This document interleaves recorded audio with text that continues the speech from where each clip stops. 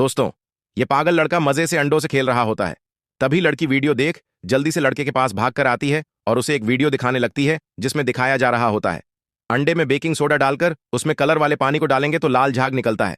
मेरी तरह इन दोनों को भी इस वायरल वीडियो पे जरा भी यकीन नहीं होता और ये इसी चीज का पर्दाफाश करने के लिए ये लड़का एक ग्लास में अंडे को फोड़ लेता है और उसमें बेकिंग सोडा डालकर उसको मिक्स कर लेता है।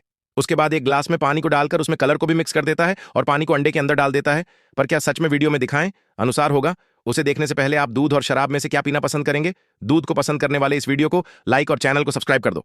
याद रहे, ये काम सिर्फ वही करेगा जो दूध को पसंद करता है, कोई शराब पीने वाला बेवड़ा नहीं। कृपया बेवड़े इस वीडियो से दूर। जैसे ही अंडे में कलर को मिलाते हैं तो लाल झाग निकलने लगता है। कमाल है यार।